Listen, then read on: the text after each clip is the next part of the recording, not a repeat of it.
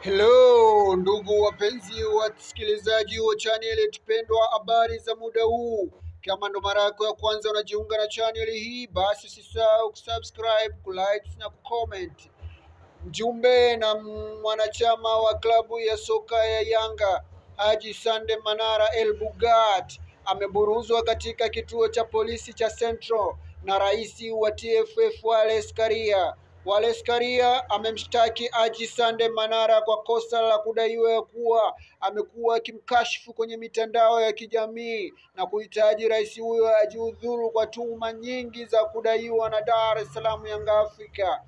Haji Sande Manara amekuwa akimshutumu mara kwa mara rais wa soka wa TFF na kumtaka ajiuzuru. Hii inakuja mara baada ya klabu ya soka ya Dar es Salaam Yanga Afrika kuwasilisha barua ya rufaa ya kuhitaji madai kwa TFF, wakiwadai malimbikizo ya ubingwa wa kombe la CRDB kwa misimu mitatu mfululizo. Ikumbukwe TFF pesa ya ubingwa wa Dar es Salaam Yanga Afrika waliichukua na kufidia madeni ambayo wanaidai klabu hiyo, ikidaiwa ni madeni ya wachezaji wa kigeni, leseni na vibali mbalimbali vya wachezaji uraia wa kigeni ambao Dar es Salaam Yanga Afrika wamekuwa wakikwepa kulipa mara kwa mara, hivyo ikipelekea TFF wakati Yanga wakiwa mabingwa kuichukua hela na kuizuia na kukata madeni yote ambao wanawadai. Sande Manara siku ya leo majira saa 4 aliwekewa dhamana na kutoka kituoni hapo kwa dhamana, huku kesi ikiendelea kufanyiwa uchunguzi. Haji Sande Manara amehojiwa zaidi ya masaa matatu katika kituo cha Central. Rais wa TFF Wallace Karia anaonesha kuchukizwa kabisa na machapisho ya Haji Sande Manara mara kwa mara. Manara ikumbukwe ni mtu ambaye achagui pa kujibu, achagui cha kuongea pale ambapo panakuwa na tatizo. Usichague ni neno lipi, Manara atakuelekezea upande wako. Kama ukimkera, basi Manara amekuwa achagui kitu cha kuongea, hali ambayo inaleta msisimko ulioje na kuongeza chuki kwa baadhi ya mashabiki wa Dar es Salaam Yanga Afrika kuelekea kwa rais Wallace Karia. Karia ni kama mtu ambaye anakuwa anashindwa kucheza na alama za nyakati, pale ambapo anastahili kutulia na kuwa mpole ili kupisha vuguvugu la presha ya dabi, yeye ndo anaibuka na kuonesha makucha yake na kiburi na jeuri na ulevi wa madaraka alionao.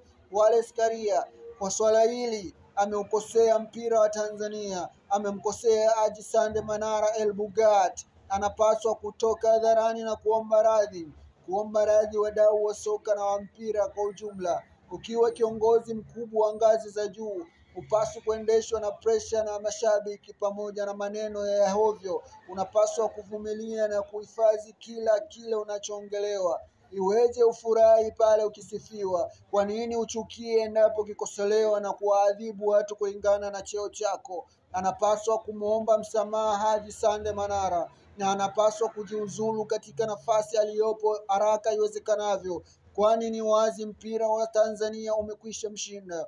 Wana michezo, kauli za matusi na kejeli na dharau na kushutumiwa wazi wazi pale wakikosea huwa ndo lugha ya mpira ambayo watu wote wameizoea. Rais Wallace Karia ni kama presha ya mpira imeshamshinda sasa. Kama ataamua kuchagua upande mwingine, basi aelekee kwenye siasa, huenda huko mambo yakamnyokea, ila kwa mpira wa Tanzania iseme inatosha sasa. Rais utupishe, tumechoka na maonevu ambao unaendelea upande wako. Kama ndo kwanza unajiunga na channel hii, basi usisahau kusubscribe, kulike na kucomment.